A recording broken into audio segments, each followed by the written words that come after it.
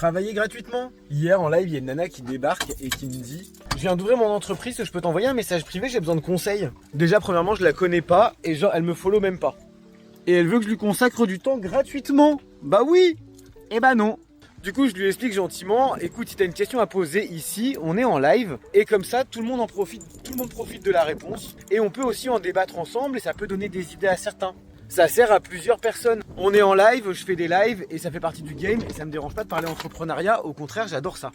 Et je lui explique ensuite que si je commence à répondre à chaque personne qui ouvre une boîte, en fait j'y passe ma journée et c'est donc pas possible quoi.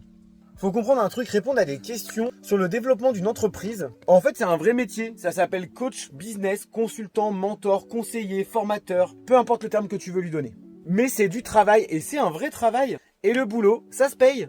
Et encore une fois, je parle en connaissance de cause. J'ai aidé environ une dizaine de personnes gratuitement. J'ai passé avec eux 4 à 5 heures au téléphone, 40 à 50 heures de ma vie à filer des conseils. Résultat des courses, 2 ont abandonné direct, 2 n'ont rien fait.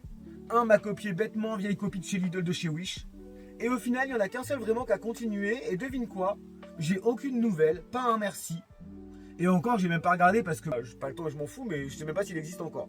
Mais alors pour hier, après avoir expliqué tout ça à cette nana et après avoir expliqué tout ça en live, je voulais aussi du coup mettre un petit peu les choses au clair et montrer quand même que je suis quand même quelqu'un de sympa. Et j'ai bien expliqué que c'était pas méchant mais qu'il fallait que les gens comprennent. J'ai donc regardé sa bio sur son profil là quand tu cliques, puisque moi j'étais en live. Déjà premièrement, je constate qu'elle me follow même pas quoi. Et en lisant sa description, je lui dis: meuf, il faut absolument que tu changes ta description parce que c'est naze.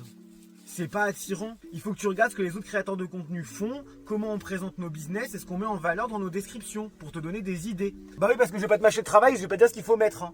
Bref, du coup, je prends du temps, je prends environ 10 minutes pour lui expliquer ce qu'il faut à peu près mettre, comment il faut voir les choses. Et au bout de 5-10 minutes, je me rends pas compte, genre la meuf elle répond pas. Je dis: t'es encore là? Ah bah non, quand je lui ai dit que je pouvais pas lui donner les informations, elle avait déjà quitté le live. Elle avait pas eu ce qu'elle voulait avoir. Du coaching gratuit, privé, donc elle s'était barrée. Et donc encore une fois, c'est là que tu réalises que certaines personnes ne veulent pas vraiment apprendre, mais elles veulent juste qu'on leur mâche le travail. Conclusion, donc oui, poser une question en live ne me dérange pas, mais venir en privé me gratter du temps et repartir sans même suivre ou dire un merci. Non, les gens vous confondez entraide et exploitation. Et moi j'ai décidé d'arrêter de me faire exploiter.